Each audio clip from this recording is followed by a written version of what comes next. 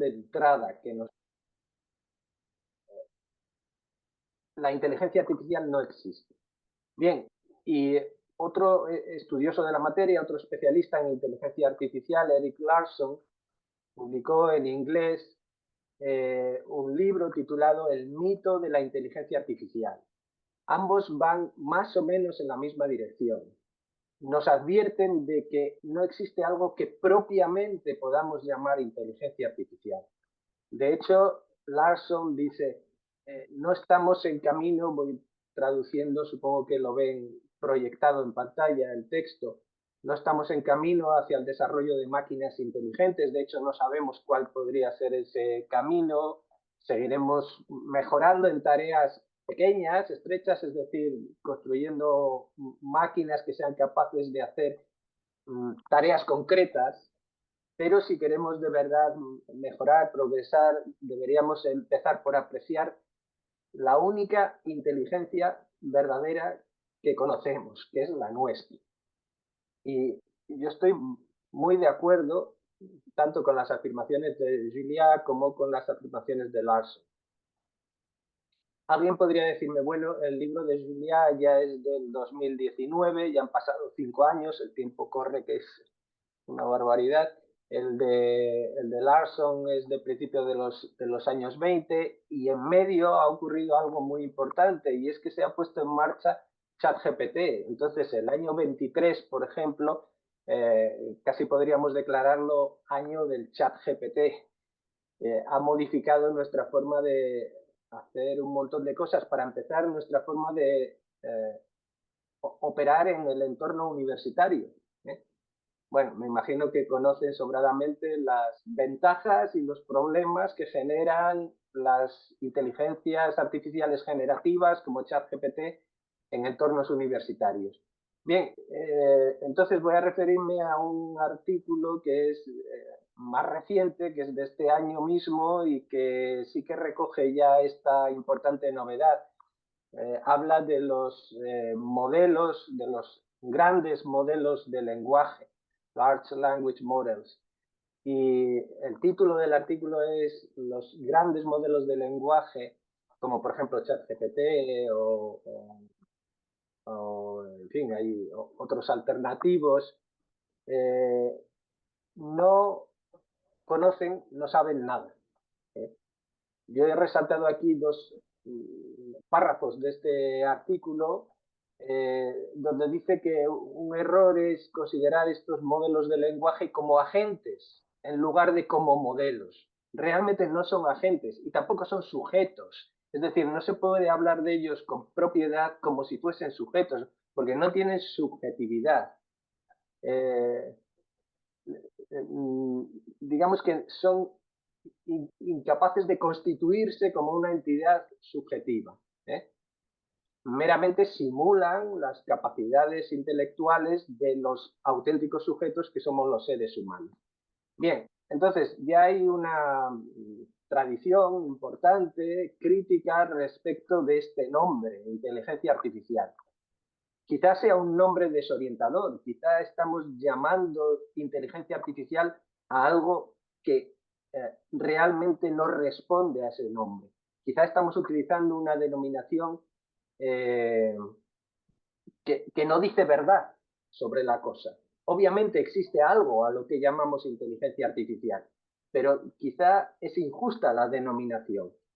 Por ejemplo, Katharina Zweig del Instituto de Responsabilidad Algorítmica de la Universidad de Kaiserslautern dice esto, dice que desde los años 50 se ha venido utilizando el término inteligencia artificial porque en ese momento pues, los científicos pensaron que podía funcionar bien para recabar subvenciones a la investigación, etcétera, y efectivamente ha funcionado bien.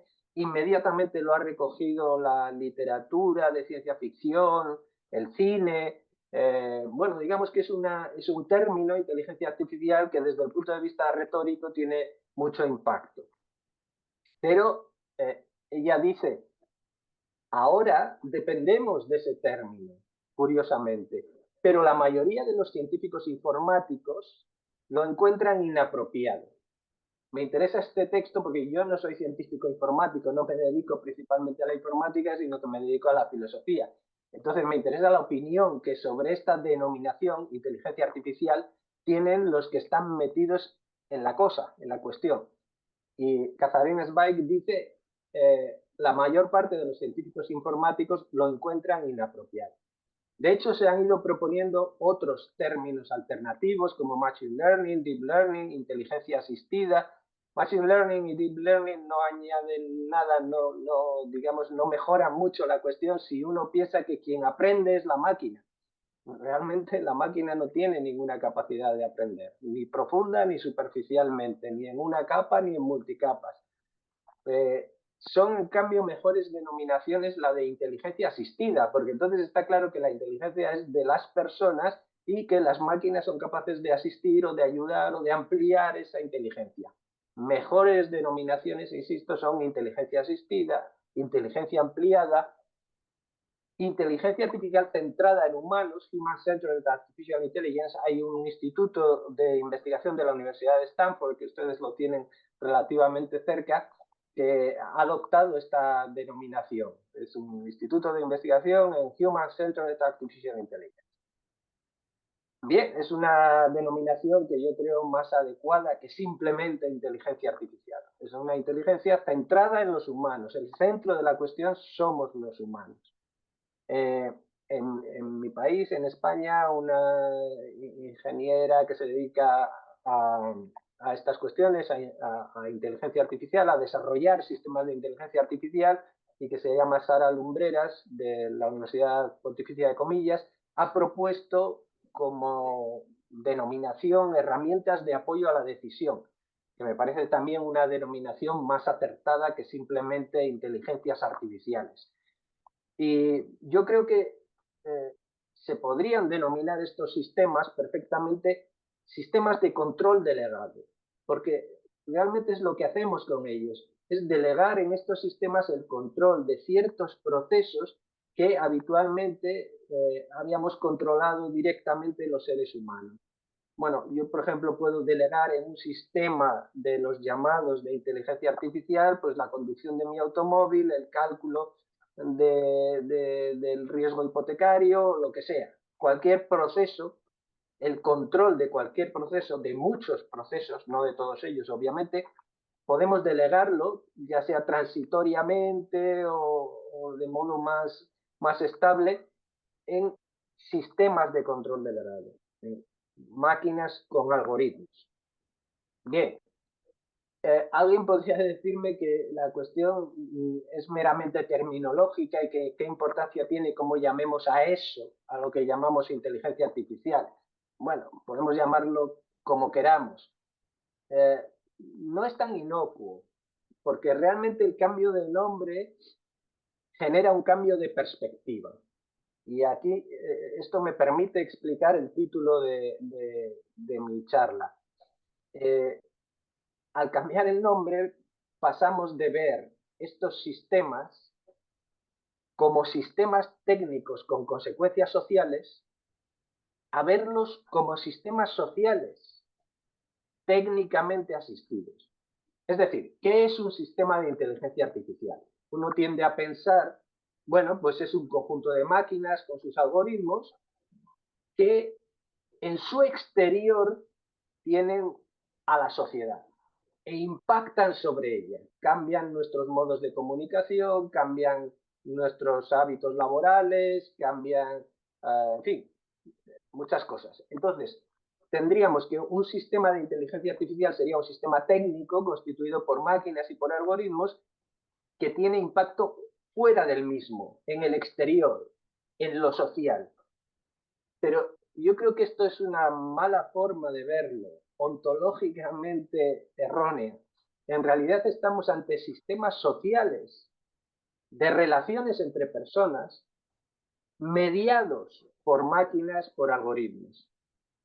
Lo interesante de un sistema de inteligencia artificial que me permite, que, por ejemplo, me sugiere literatura o me sugiere música, es que ese sistema es un sistema social que a mí me pone en relación con el autor de esa música, con el intérprete, con la empresa que produce esa música, con mi banco porque después tengo que pagarla, etcétera. Es decir, media en relaciones sociales, que de no existir ese sistema técnico, también existirían como tales relaciones sociales, solo que ahora quedan intervenidas, quedan mediadas, por ejemplo, la relación comercial, cuando yo voy a comprar algo, cuando alguien me vende algo, eso es una relación social y esa relación puede estar mediada, puede estar asistida por máquinas y por algoritmos.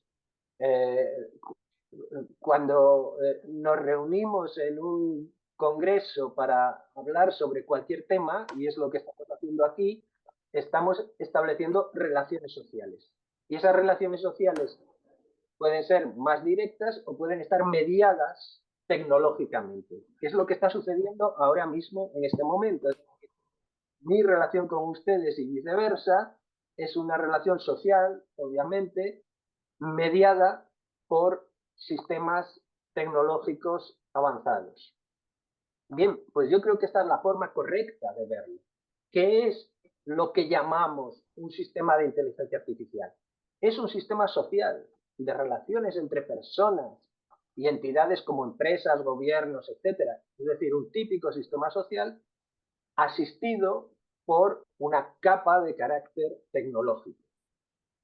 Bien, entonces, si cambiamos la perspectiva, eh, obviamente no es imprescindible cambiar el nombre para cambiar la perspectiva, pero un nombre más adecuado nos facilitaría cambiar la perspectiva.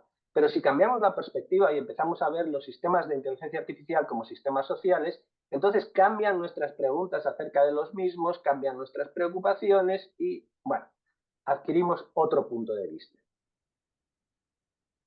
Ahora, en este momento, me gustaría dar, digamos, un cierto paso atrás. En general, la gente que nos dedicamos a la filosofía nos encantan los conceptos y en cuanto aparece uno sobre la mesa, inmediatamente nos volcamos sobre el mismo para ver qué es lo que significa, qué quiere decir. Bueno, aquí el concepto que está en juego es el de inteligencia, obviamente. Entonces, podemos preguntarnos ¿qué es la inteligencia? ¿Dónde está la inteligencia? Puesto que hemos dicho que se trata de sistemas sociales y que probablemente dentro de esos sistemas la parte inteligente no es la artificial y la parte artificial no es la inteligente. Se trata de sistemas sociales en los cuales hay aparatos, hay algoritmos, hay computadores y hay personas. Y dentro de esos sistemas, la parte inteligente somos las personas, la parte artificial asiste a esa inteligencia.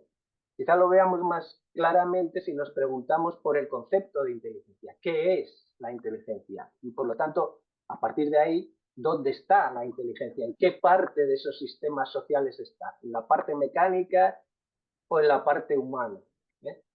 Bien, pues por no ir a disquisiciones filosóficas, sencillamente podemos utilizar el diccionario. ¿Qué es lo que dice el diccionario respecto de la inteligencia? Bueno, dice muchas cosas, tiene muchas acepciones la palabra, pero tiene dos que nos interesan especialmente.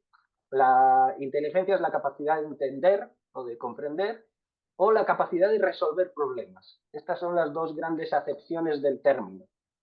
Eh, bueno, yo he colocado aquí alguna información acerca de la etimología de la palabra inteligencia, que viene, a nosotros nos llega del griego a través del latín y remotamente remite a una raíz indoeuropea que es lec, que quiere decir algo así como elegir, seleccionar, y después lo seleccionado, reunirlo, seleccionar y reunir, algo así, que es lo que hacemos cuando, por ejemplo, conceptualizamos. Separamos dentro de una realidad compleja aquellas partes que nos parecen más o menos homogéneas y las reunimos. Bueno, pues esto implícitamente está en esta metáfora contenida en la raíz indoeuropea lec, que probablemente sea una metáfora de carácter agrícola, es decir, hay que separar el grano de la paja y después reunir el grano aquí, la paja aquí. Cuando conceptualizamos hacemos algo parecido. Entonces, ¿qué quiere decir inteligir? ¿Qué quiere decir tener inteligencia? Pues ser capaz de intus, de leer dentro, o inter, de leer entre, unir lo semejante, reunir en conceptos, buscar causas, explicaciones por causas, conectar todo esto con la vida para resolver los problemas propios de la vida, decidir bien, etcétera. Todo esto está relacionado con inteligencia y todo esto requiere la presencia de personas. Las máquinas sencillamente no tienen unidad de conciencia, no pueden reunir representaciones en una unidad de conciencia, son incapaces de hacer conexiones causales, por supuesto no tienen una inteligencia prudencial que les permita tomar decisiones vitales porque no tienen propiamente una vida. O sea, no hay una máquina que tenga una biografía, que se plantee qué es lo que va a ser de mí en el futuro, etcétera. Bien, entonces, tomando estas dos acepciones principales, tendríamos que decir los que podemos entender somos las personas, no las máquinas, y los que tenemos problemas somos las personas, no las máquinas. Las máquinas nos asisten, nos ayudan a resolver nuestros problemas, no sus problemas. Mi computador, el que tengo sobre la mesa, está muy tranquilo, no tiene ningún problema. Yo puedo tener problemas, ustedes pueden tener problemas. ¿Por qué? Pues porque somos seres vivos y los seres vivos están siempre en peligro de muerte.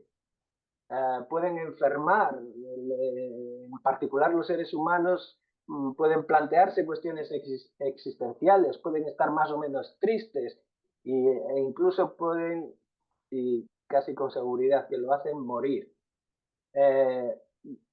Y estos son los problemas. Las máquinas no tienen problemas, nos ayudan a enfrentarnos a los nuestros o los empeoran o generan problemas. Pero pongamos que en la mayor parte de los casos nuestra tecnología nos ha servido para enfrentarnos mejor a nuestros problemas. En cualquier caso son los nuestros, no son problemas de las máquinas.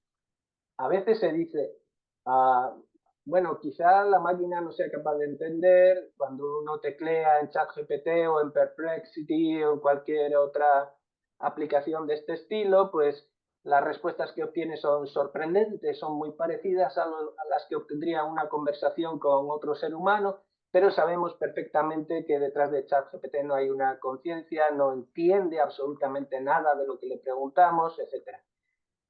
Pero simula.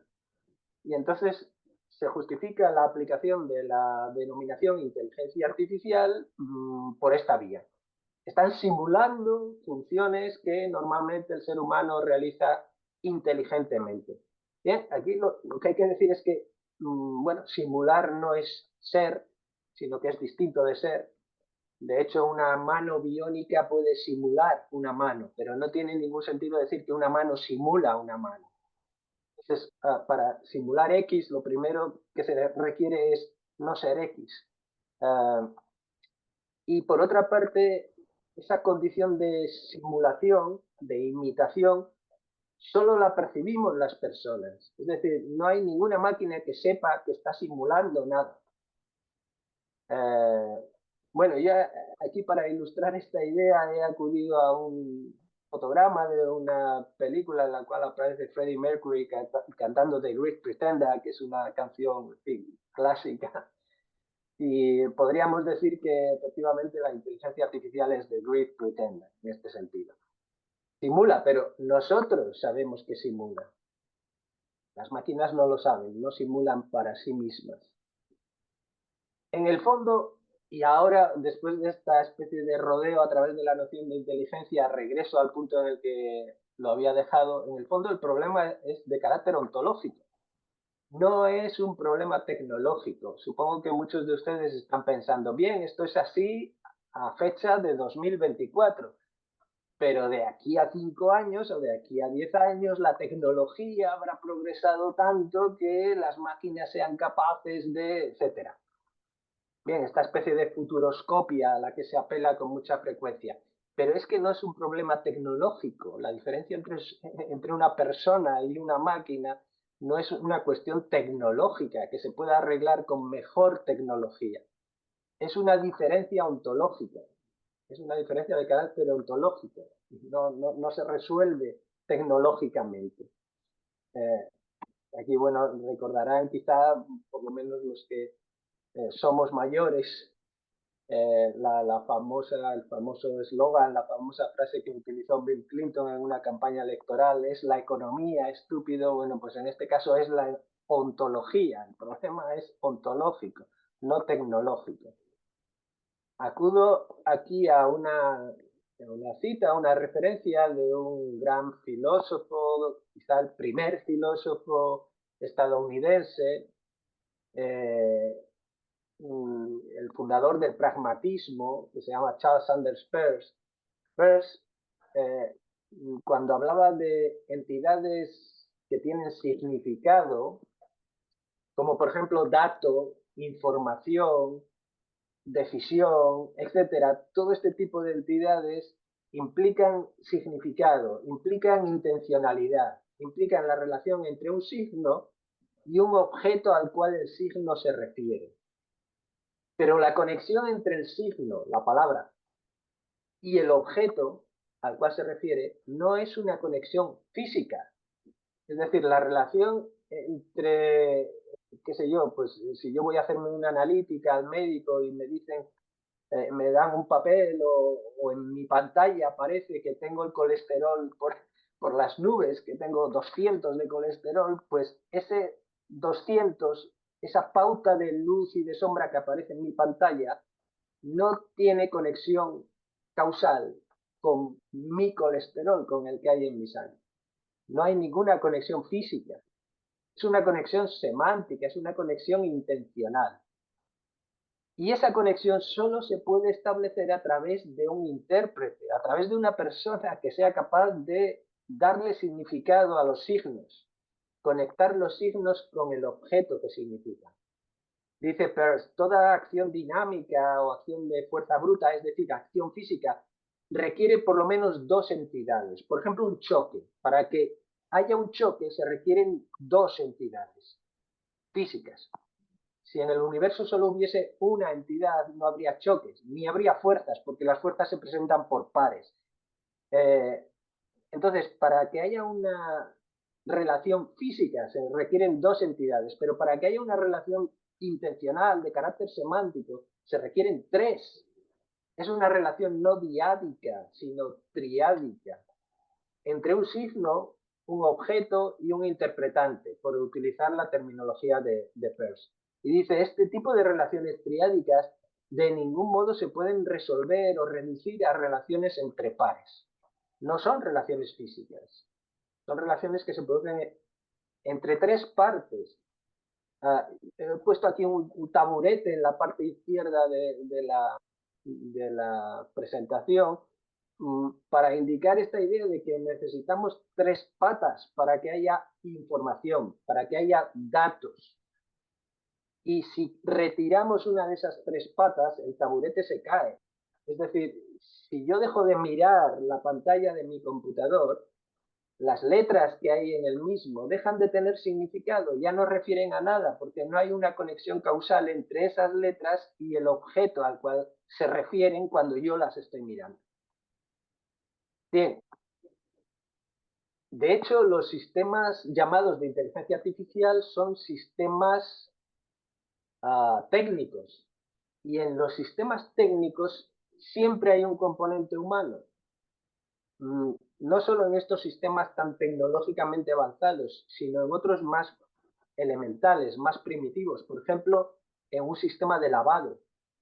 Es decir, en un sistema de lavado hay una lavadora, pero hace falta aporte de energía eléctrica, hace falta aporte de agua, hace falta desagüe, hace falta ropa, hace falta manchas. El concepto de ropa, el concepto de prenda de vestir a un humano, obviamente, y lo que significa una mancha en la ropa, que parece que tenemos que retirarla, hace falta un usuario que entienda todo esto y que sepa cómo funciona, hace falta un diseñador, hace falta una legislación, hace falta un comercial que lo venda y alguien que lo compre y un banco que intermedie, etc. Es decir, todo sistema tecnológico es un sistema social en el cual están implicadas muchas personas.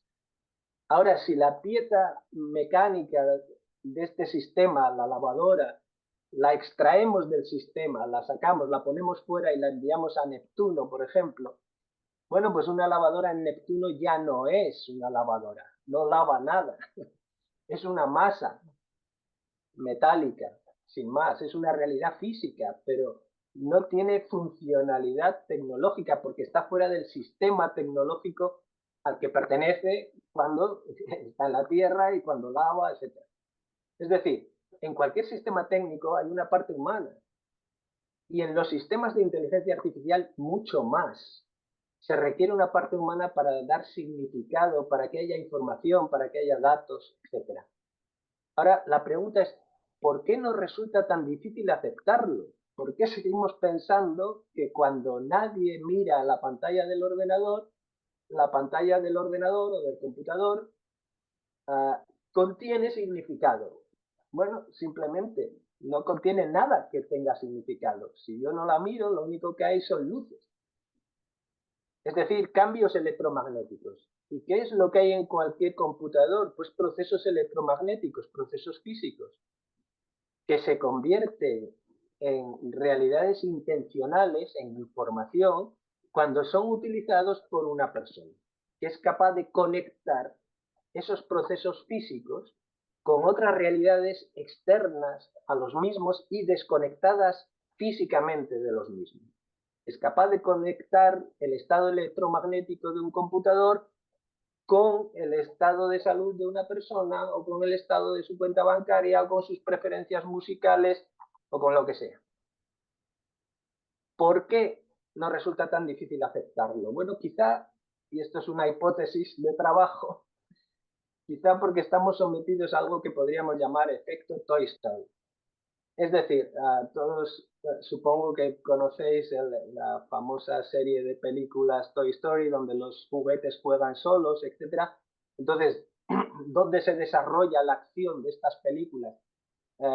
No en el cuarto de juegos del niño, del protagonista, de Andy, sino en su imaginación. Es decir, la cuestión es que él imagina que cuando sale de la habitación, cuando sale del cuarto, los juguetes siguen siendo juguetes, siguen jugando, como cuando él está presente.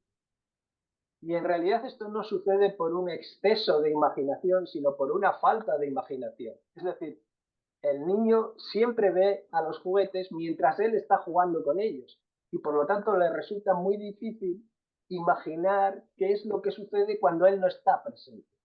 Y esto nos pasa a todos, es decir, a todos nos cuesta mucho imaginar cómo son las cosas cuando no, es decir, cómo veríamos las cosas cuando no las vemos. Bueno, pues un trozo de plástico verde, cuando el niño lo mira y lo utiliza, pasa a ser un dinosaurio tímido. Pero este dinosaurio tímido deja de serlo en cuanto el niño sale por la puerta. Al niño le cuesta imaginar que efectivamente su dinosaurio tímido, cuando él no está, simplemente es un trozo de plástico verde. Pero esa es la realidad. Bien, en suma, en resumen, sin la mirada humana, sin la parte humana de esos sistemas sociales que llamamos de inteligencia artificial, bueno, pues sencillamente no hay datos y menos aún datos sintéticos. No tengo ahora tiempo de explicar qué es lo que significa un dato sintético, pero quienes estéis metidos en este territorio sabréis a qué me refiero.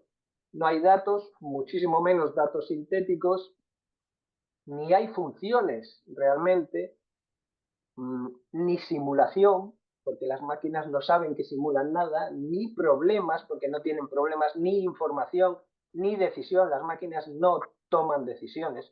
Somos nosotros los que tomamos la decisión de delegar el control de ciertos procesos en las mismas. Ni hay realidad virtual, porque la realidad virtual es un tipo de representación. Si no representa para nada, deja de ser realidad virtual y pasa a ser simplemente una realidad física. Son destellos en una pantallita. Ni hay inteligencia artificial. Ahora, seguir llamando inteligente a la parte artificial de un sistema, como seguir llamando lavadora a una pieza metálica que está en Neptuno, deforma la noción de inteligencia, por un lado, y por otro lado genera una antropología extraña, extravagante. Es decir, empezamos a pensar que la inteligencia es algo que se puede desacoplar de lo humano, que puede residir en soportes de silicio. Y a partir de ahí empezamos a pensar en los propios seres humanos como si estuviesen compuestos de dos cosas. Por un lado su cuerpo, prescindible, y por otro lado la inteligencia, que quizá puedan acabar o podamos acabar subiéndola a la nube o algo parecido, de manera que nuestra inteligencia pueda prescindir de nuestro cuerpo, lo cual desde el punto de vista antropológico es puro dualismo y es absurdo en muchos sentidos. Aprovecho para decir que en estos terrenos utilizamos con mucha frecuencia metáforas como la de inteligencia artificial, que a veces son adecuadas y otras no. Por ejemplo, la que he utilizado ahora, esto de subir mi conciencia o mi mente a la nube, es inadecuada en muchos sentidos. Constantemente decimos que subimos datos, bajamos datos, subimos un vídeo, bajamos un vídeo a la nube. Pero lamento darles una mala noticia, la nube no existe. Esto es una mala metáfora. Es decir, cuando yo subo algo a la nube, en realidad no lo subo horizontalmente, verticalmente, perdón, sino que lo desplazo horizontalmente. Se lo estoy enviando al ordenador de otra persona. Simplemente, es decir, subir algo a la nube quiere decir enviar mis datos a la computadora de Bill Gates o de Mark Zuckerberg o de Xi Jinping. Eso es todo lo que estoy haciendo. No subo nada a ninguna nube inmaterial, sino que envío mis datos, mis productos, mis presentaciones, lo que escribo, etcétera, al ordenador de Bill Gates. La metáfora subir a la nube, digamos, deconstruida, es lo que quiere decir. Y viene bien que hagamos esta deconstrucción de la metáfora porque quizás seamos más críticos y más prudentes a la hora de desplazar nuestros datos. En mi universidad, y supongo que en todas, cada vez se nos presiona más para trabajar online, para que el sistema Office, utilicemos un sistema Office online, el 365, etcétera. De manera que cada vez tenemos menos datos, menos información contenida realmente en nuestro computador, en nuestra casa o en nuestra oficina. Y cada vez más todo lo que producimos lo enviamos a una nube, es decir, lo enviamos al ordenador de una corporación, de otra persona, etc. Y hay un cierto riesgo y un cierto peligro en esta maniobra. Bien, por lo tanto, no hay inteligencia artificial realmente, tampoco hay agencia artificial. Es decir, los robots no hacen, los robots se mueven, pero no todo movimiento es una acción, hay que diferenciar entre movimiento y acción. No hay inteligencia artificial, si por ello se entiende que esté contenida en las máquinas y más. No hay agencia artificial si por ello se entiende que esté contenido en los robots. Pongo aquí la portada de un libro que es un libro de texto mundialmente conocido y que va por no sé qué edición. Esta es la edición mundial de este libro, que se titula Artificial Intelligence y que se utiliza como libro de texto para aprender inteligencia artificial. Y lo que me interesa de esta portada es que ha ido cambiando con las ediciones y tal, pero se ha mantenido el busto este de Aristóteles en uno de los cuadritos de la portada. Y uno podría pensar, ¿y qué tiene que ver Aristóteles con la inteligencia artificial? Bueno, algo tiene que ver porque fue quien diseñó, por así decirlo, el silogismo práctico, y el silogismo práctico es la columna vertebral del funcionamiento de la robótica. Pero, además, no me voy a meter ahora en eso, porque es un poco técnico, pero además, Aristóteles, en su Ética Nicómaco, desarrolló la noción de prudencia. ¿eh? Y es imprescindible la formación prudencial de las personas para poder manejar esos sistemas que llamamos de inteligencia artificial, para poder delegar el control de ciertos procesos de modo prudente. Es decir, se requiere una inteligencia prudencial, por supuesto humana, social, para gestionar lo que llamamos inteligencia artificial. Aquí vuelvo a Erik Larson, donde nos habla ya no de cuestiones ontológicas, sino epistémicas. Es decir, nos dice que la forma de funcionar de la inteligencia artificial en realidad está lastrada por los mismos problemas que tiene la inferencia inductiva. Funciona, bueno, acumulando grandes cantidades de datos en un historial y tratando de encontrar pautas dentro de esas masas de datos, ¿no? Los seres humanos en realidad no funcionamos así, somos capaces de inferir de otro modo. Utilizamos a veces inferencia inductiva, pero no necesitamos tamaña cantidad de datos. Utilizamos también inferencias deductivas, eso también pueden hacerlo los computadores, pero los seres humanos además utilizamos un tipo de inferencia que se llama abducción. Es inferencia abductiva. Charles Sanders Peirce, el que he citado antes, fue quizá el primer estudioso de la inferencia abductiva. Y hay una filósofa mexicana que se llama Atocha Liceda, que es una autoridad mundial en razonamiento abductivo. Bueno, pues la abducción tiene un paso creativo. La abducción es el tipo de razonamiento que hacemos, por ejemplo, cuando tratamos de resolver un enigma o cuando un detective se enfrenta a un crimen o cuando Sherlock Holmes trata de razonar, etc. En realidad lo que hace son inferencias abductivas que tienen un paso creativo. Es decir, las cosas son así, yo tengo que imaginar una situación que de ser verdadera justificaría cómo son las cosas.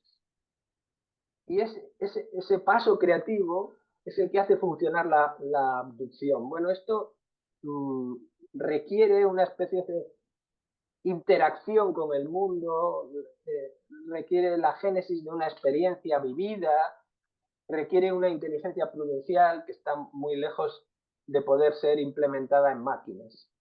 Necesitamos, por lo tanto, vuelvo a Aristóteles, una inteligencia prudencial para un mundo de incertidumbres. Bien, hecho este recorrido, voy por último, no sé si me estoy saliendo ya de tiempo, pero como hemos empezado un poco tarde, me lo estoy tomando con un poco de libertad. ¿Alguien me puede decir si dispongo todavía de un par de minutos?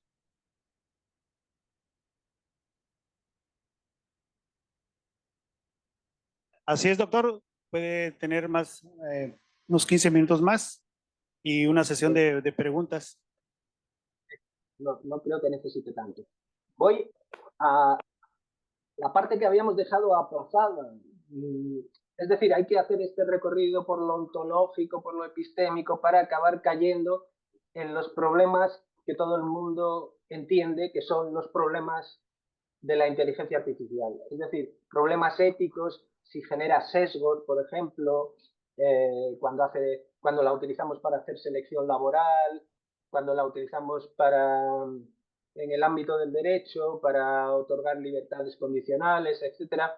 Si la inteligencia artificial genera sesgos en contra de la población de cierta raza, etcétera. Problemas éticos, en definitiva, problemas laborales, si va a acabar con nuestros puestos de trabajo, problemas políticos, si concentra el poder en pocas manos, quizá problemas sociales de todo tipo. Ahora sí, ahora podemos aterrizar sobre estos problemas, una vez que hemos hecho el recorrido por las cuestiones ontológicas y epistémicas. Y entonces tendremos que tratar estos problemas desde una perspectiva que he llamado perspectiva CODE, o perspectiva de control delegado. No hablemos ya de inteligencia artificial, sino de delegación del control.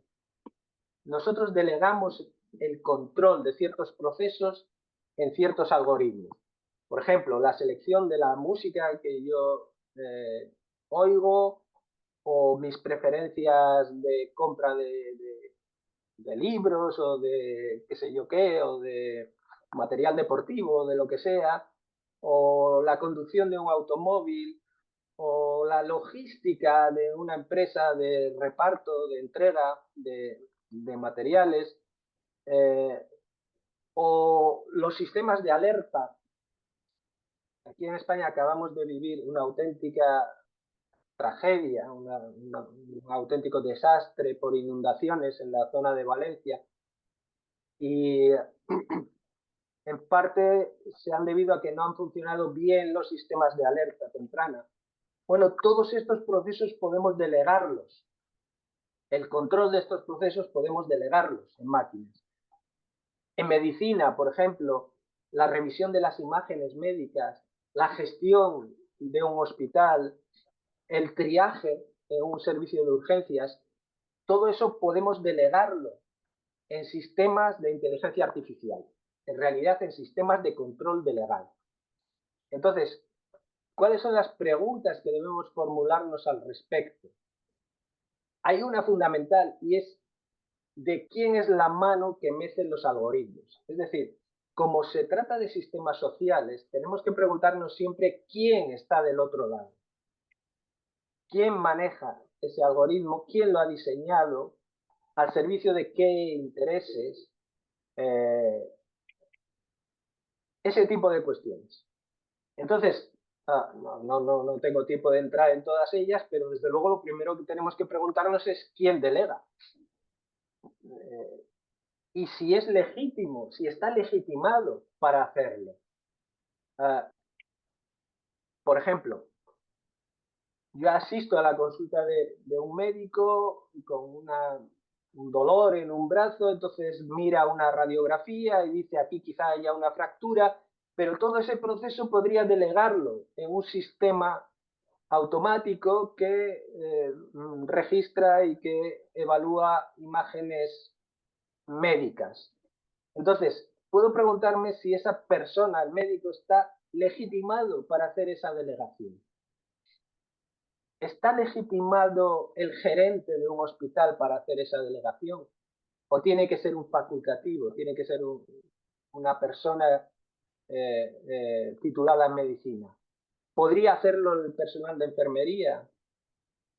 Es decir, ¿está legitimado quien delega? ¿Estos sistemas en los que delega son los más apropiados? Quizá podríamos tener un sistema mejor para revisar imágenes médicas, o un sistema más apropiado a un uso pediátrico, un sistema específico para personas, qué sé yo, de cierta edad. ¿Son los más apropiados? ¿Qué tipo de acciones o de procesos son los que delegamos? ¿De verdad son técnicamente delegables? Porque podemos delegar, por ejemplo, la conducción de un automóvil y a lo mejor resulta que no tenemos tecnología apropiada para que efectivamente esa delegación se produzca. ¿Son éticamente apropiadas esas delegaciones? Es decir, es bueno, es correcto desde el punto de vista moral que yo haga esa delegación. ¿Durante cuánto tiempo? Porque a lo mejor es perfectamente sensato que yo delegue en un sistema automático la conducción de mi automóvil durante 10 minutos, pero no durante 2 horas, porque a lo mejor en esas 2 horas cambian las circunstancias climatológicas, del tiempo, de lo que sea, y tiene que intervenir un humano para juzgar si tiene que recuperar el control o no. A veces es sensato delegar el control de un proceso durante un cierto tiempo y es insensato, imprudente, hablamos de prudencia, hacerlo durante un tiempo más amplio. Es reversible la delegación, es decir, yo una vez que delego un proceso, el control de un proceso en una máquina, ¿puedo recuperarlo? ¿Y cómo puedo recuperarlo? Inmediatamente, por ejemplo, la velocidad de conducción de un automóvil, simplemente con tocar el freno o el acelerador la recupera el conductor. Pero otros procesos no son tan fácilmente recuperables, sobre todo en una perspectiva temporal más amplia y que tiene que ver con la educación. Por ejemplo, la gente de mi edad todavía puede corregir los errores del GPS. Es decir, yo me doy cuenta si me está llevando hacia el sur cuando tengo que ir hacia el norte. Pero la gente más joven que siempre se ha guiado por un GPS, quizá no ha desarrollado la capacidad para supervisar el GPS. para orientarse. Entonces, realmente no puede recuperar el control de esa delegación que ha hecho, porque si lo recuperase sería incapaz de orientarse. Pongo este ejemplo y seguro que a ustedes se les ocurren otros numerosísimos ejemplos. Los médicos, los hombres y las mujeres que se dedican a la medicina actualmente son capaces de supervisar una inteligencia artificial que registre, que informe imágenes médicas. Son capaces de detectar, por ejemplo, en la información de un análisis si hay algún tipo de error preanalítico. Es decir, si los datos que se le ha suministrado a ese sistema son erróneos porque se ha hecho mal el análisis. Pero si en las facultades de medicina formamos a los futuros médicos de manera que dependan estrictamente de estos sistemas de apoyo, después van a ser capaces en algún momento de recuperar el control, van a ser capaces de supervisar los errores que puedan cometer esos sistemas.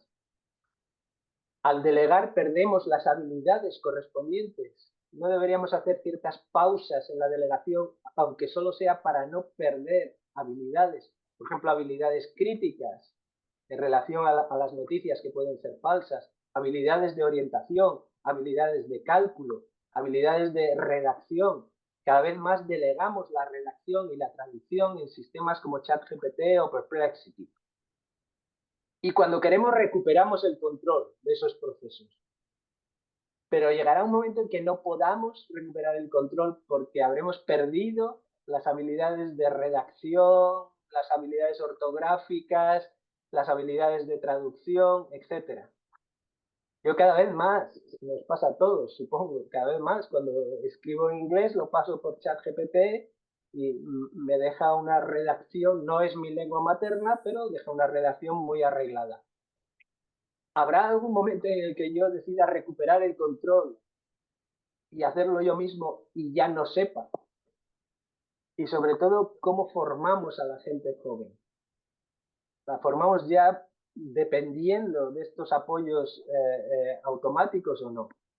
Y si dependen estrictamente de estos apoyos automáticos y pierden las habilidades correspondientes, ¿quién va a supervisar en el futuro?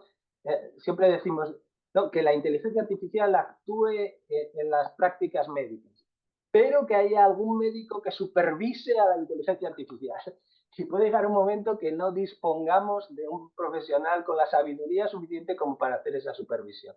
Eso hay que considerarlo en los distintos centros educativos. El sistema de monitorización, cómo monitorizamos el control que hace la máquina. ¿Son sistemas adecuados, suficientes los de monitorización, evaluación? ¿Qué riesgos corremos en caso de fallo? Por ejemplo, si falla un sistema de alerta temprana, ¿qué riesgos corremos? ¿Es prudente asumir esos riesgos? ¿Qué ventajas? Aquí hay que hacer un cálculo de riesgo-beneficio. ¿Qué ventajas para la vida humana se obtienen con la delegación del control de ciertos procesos? ¿Y qué perdemos a cambio? Puesto que siempre perdemos algo a cambio. ¿Y el balance es positivo o no es positivo? Bueno, este tipo de preguntas son preguntas que aparecen si adoptamos la perspectiva de control delegado y que no aparecen si seguimos pensando en términos de inteligencia artificial. Ramón López de Mántaras, que es uno de los pioneros en España de los sistemas de inteligencia artificial, dice: lo que debería aterrorizarnos no es un futuro dominado por una hipotética inteligencia artificial superior. Lo que realmente debería preocuparnos es la situación presente en la que estamos delegando, y esta es la palabra clave, cada vez más tareas en una inteligencia artificial tan limitada como la actual. Y voy ya hacia el final de mi intervención. Entonces, ¿cómo deberíamos reaccionar en términos ético-educativos? ¿Cómo deberíamos reaccionar, cómo deberíamos obrar en términos políticos? Pues muy brevemente y sin entrar en mayores explicaciones, yo creo que hay que hacer una educación en valores, pero también en virtudes y muy concretamente en la virtud de la prudencia, que es la que se requiere para hacer una delegación correcta del control de ciertos procesos. Hay que retomar el control de nuestros datos personales. Aquí hay un libro de Carissa Bellis, que es una filósofa hispano-mexicana que trabaja en Oxford y que se llama Privacy is Power. La privacidad es poder, que es un libro interesantísimo y que muestra cómo estamos regalando nuestros datos y por lo tanto nuestro poder a quien sea. Y yo recomendaría también, y lo he hecho por escrito en algunos sitios, prácticas de silencio tecnológico, es decir, paréntesis, pequeños paréntesis en los cuales dejemos de utilizar, por ejemplo, durante 10 minutos al día el celular, o en la traducción, pues dejemos de utilizar el Google Translator o el que utilicemos durante un día. Y esto quizás nos distancie un poco de las tecnologías, nos permita usarlas con más sensatez, con más calma, con más conciencia crítica y no perder las capacidades y las habilidades correspondientes. En lo político, pues obviamente hay demasiado poder en muy pocas manos. El poder digital está concentrado en media docena de corporaciones estadounidenses y en el Partido Comunista Chino. En Europa lo que hacemos es reglamentos, regulación, pero realmente la gran innovación y la potencia en la industria digital está en Estados Unidos y está en China. Demasiado poder en muy pocas manos. Es urgente desde mi punto de vista la división, la fractura de ese poder digital, el romper estas grandes corporaciones y por supuesto el monopolio del lado chino. Creo además que no es sensato pedir nuevos derechos digitales, sino conectar toda esta realidad de lo digital con los derechos humanos básicos. Pedir que se respeten los derechos humanos básicos a la vida y a la libertad de las personas. Hay un libro de Anu Bradford que se titula Digital Empires, Imperios Digitales, del 23, en el cual esta autora desarrolla toda esta idea de que no solo Europa, sino Estados Unidos, China, Inglaterra, Reino Unido, están intentando regular lo digital. Los que van más avanzados en el sentido de la regulación, pues son los países europeos, la Unión Europea, que ya tiene en marcha una ley de inteligencia artificial. Pero se están haciendo leyes para intentar regular el sector en Estados Unidos, en China y en otros lugares. Y la ONU está haciendo recomendaciones, etc. Hay toda una lucha por la regulación de lo digital. La ley de la Unión Europea tiene este núcleo, esto es la esencia de la ley de la Unión Europea, que regula la inteligencia artificial como si fuese un producto, es decir, del mismo modo que ha regulado la producción de automóviles o de comida, pues del mismo modo regula la inteligencia artificial. Cuando más que de un producto se trata de un poder, entonces no sé si está muy bien orientado este tipo de regulación, pero lo que dice es que hay varios tipos de sistemas de inteligencia artificial, unos más peligrosos que otros, y entonces unos van a estar más sometidos a control que otros. Los que implican un riesgo inaceptable estarán prohibidos, están ya prohibidos. Los que implican un riesgo alto estarán sometidos a evaluación constante, digamos, a vigilancia. Los que implican un riesgo limitado tendrán la obligación de etiquetar. Es decir, si yo produzco, por ejemplo, una obra pictórica utilizando el programa Dalí, tendré que etiquetarlo, es decir, tendré que advertir que la obra ha sido producida con un sistema de inteligencia artificial. Si yo redacto un trabajo dentro de el sistema universitario para presentarlo en una asignatura, en una materia, tendré que advertir que lo he hecho apoyándome en ChatGPT, en Perplexity o en Dalí o en lo que sea. ¿Está claro? Si yo compongo una canción, una pieza musical utilizando inteligencia artificial, de algún modo tendrá que estar etiquetado. Y después hay otros sistemas que tienen un riesgo mínimo que sencillamente estarán permitidos. Bien, en resumen, en lo ontológico, la inteligencia artificial no existe, lo que existen son sistemas que están formados tanto por personas, son sistemas sociales. En lo epistémico, la inteligencia artificial está afectada por los mismos problemas que la inducción y tiene que estar supervisada por una inteligencia prudencial. Y en lo práctico, se requiere una formación en virtudes, en esta virtud que es la de la prudencia, básicamente, pero también en otras, un uso crítico de las metáforas, por ejemplo, la metáfora de la nube, etcétera, y una conexión de las normativas, como esta que he mostrado de la Unión Europea, con los derechos humanos básicos y una división del poder digital. Esta es la bibliografía que he utilizado. Si alguien tiene interés, pues que me lo diga y yo le paso la presentación y las referencias bibliográficas. Y por último, pues no me queda más que agradeceros la paciencia y la escucha. Y quedo a vuestra disposición por si hay algún comentario, alguna pregunta. Al contrario, gracias, doctor, por su excelente participación.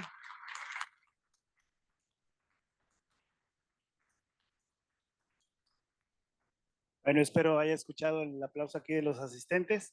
Y bueno, vamos a brindar un espacio, abrir un espacio para preguntas. Si alguien tiene alguna pregunta, algún comentario.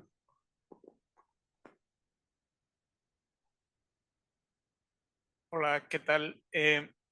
Me encantó la plática. De hecho, mucho de las cosas que iba apuntando, de alguna manera tú las ibas contestando, así que eso está todo dar, pero aún así, pareciera sobre todo que la humanidad está siendo cubierta por un manto de incertidumbre, de depresión y pareciera como una tormenta perfecta, de que también todos buscamos como algún consuelo, algo que nos dé cierta certeza, aunque esa certeza sea totalmente inexistente, ¿no?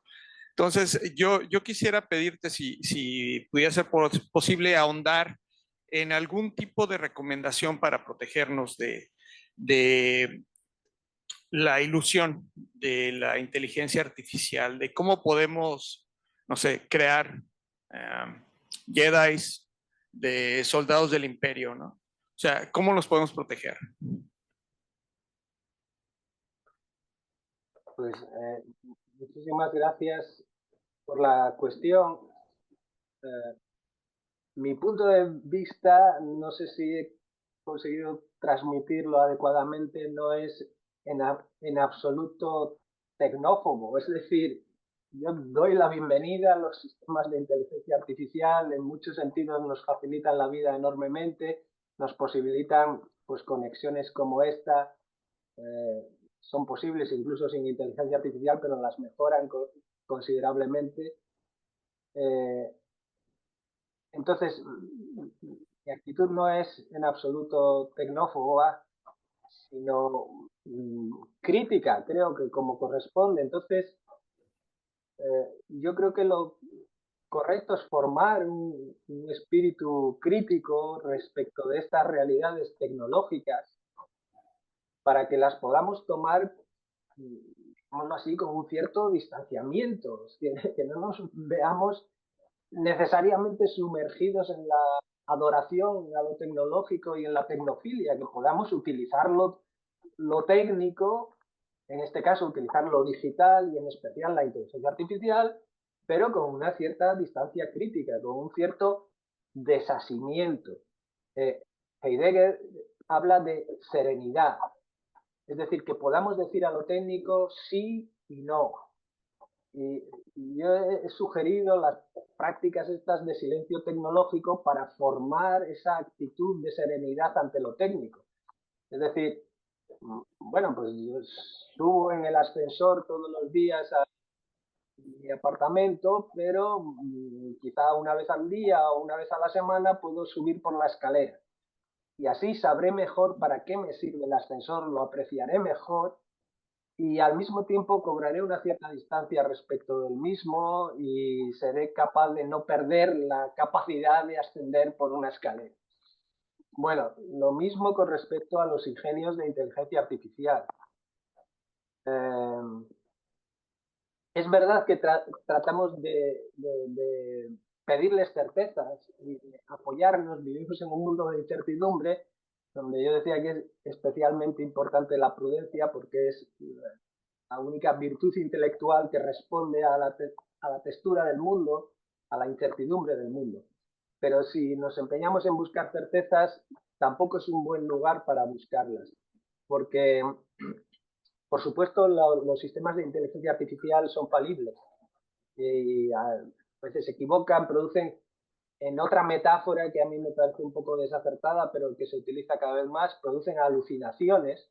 Es decir, si a un sistema de inteligencia artificial se le pide que genere una mano humana, pues a veces la hace con 6 dedos. Bueno, quiero decir que tenemos que saber que son sistemas falibles y por lo tanto que tienen que estar supervisados y que tienen que ser en cierta medida transparentes, que tienen que ser auditables, que tenemos que saber por qué producen ciertas salidas. Esto no siempre será posible, pero cuando las aplicaciones a las que nos dirigimos son aplicaciones críticas, de las que depende, por ejemplo, una operación quirúrgica, o la seguridad, o un sistema de alertas, o la conducción de un automóvil o de un avión. En esos casos tienen que ser auditables y supervisables. Otra cosa es un sistema de recomendación de música. Bueno, si a mí me recomienda jazz, por ejemplo, no me interesa mucho saber por qué me ha recomendado jazz en lugar de reggaetón, yo qué sé. No me interesa mucho saber cómo ha funcionado para producir esa recomendación. Pero si se trata del piloto de un avión, sí me interesa saber por qué me dice que gire a la izquierda o que incline el avión tantos grados. Si es un sistema de revisión de imágenes médicas, me interesa saber por qué indica que aquí puede haber una fractura. Bueno, entonces, en definitiva, si tuviese que responder a la pregunta, diría, pues con cierta distancia crítica y con la formación de virtudes como la de la prudencia. Muy bien, muchas gracias. ¿Hay alguna otra pregunta? Sí, adelante. Hola, buen día. Muchas gracias por la presentación. Me encantó también, comparto el sentimiento de mi compañero. Yo creo que hay una brecha personal muy importante. O sea, comparto la opinión que decías de en qué momento permito que los sistemas tomen ciertas decisiones, pero a los jóvenes, me refiero a los que están en nivel básico, por ejemplo, ¿será que para ellos también vean esa necesidad de saber en qué momento sí delegan una opinión o no? Porque ellos no saben que las inteligencias artificiales no saben que no saben, ¿no? Entonces, la pregunta es, ¿cómo o qué está haciendo España con respecto a esta infancia en en sus sistemas de educación para mostrarles en qué momento permitimos que las IAs tomen decisiones? O sea, ¿hay algún tipo de trabajo, pensamiento computacional o algún tipo de estrategia por parte del gobierno para educar a los jóvenes que son los que van a vivir en esta nueva era del IA y cómo van a tomar la información salida de estos sistemas que tampoco tienen idea de lo que estás precisamente diciendo, ¿no? Si, cómo, en base a qué tomaron ciertas decisiones. Entonces, ¿en España existe alguna tendencia en la educación en esos niveles? Decía que, por ejemplo, una distinción muy básica es la que podemos hacer entre un buscador y una inteligencia generativa. Entonces, por ejemplo, ChatGPT, estuve hace poco en Italia con estas cuestiones y algunos le llaman Chat Gepetto, porque el protagonista del cuento de Pinocho, ¿no? Hay una diferencia entre eso y, por ejemplo, el buscador de Google. Un buscador, cuando alguien le pide información, pues busca lo que hay en la red. En cambio, las inteligencias generativas producen. Entonces, no se pueden utilizar como buscadores a riesgo de que a uno le aporten información que sencillamente no está en ninguna parte. Estos son distinciones elementales y deberían formar parte de la educación de las personas jóvenes. Es decir, debería saber, debería haber una cultura de lo digital, una cultura de lo digital. O sea, no solo una cultura de usuario para saber manejarlo, que esto lo hacen con mucha agilidad ya desde muy pequeñitos, sino una cultura de su funcionamiento, de sus bases teóricas, etcétera, para poder tomarlo con distancia crítica. Es interesantísimo, por ejemplo, saber cómo funcionan los algoritmos que sirven en banca para conceder o no un crédito. Es muy interesante saber cuál es digamos, la base tecnológica de esos algoritmos. Cómo lo que hacen es utilizar un gran histórico de datos, construir con ello una especie de espacio n-dimensional, cortarlo con planos, buscar correlaciones, conservan algunas y otras no, entonces generan unas islas en esos espacios. Bueno, voy a la cuestión de la educación. Creo que es imprescindible transmitir una cierta cultura digital para que pueda haber una distancia crítica respecto de lo digital por parte de las nuevas generaciones.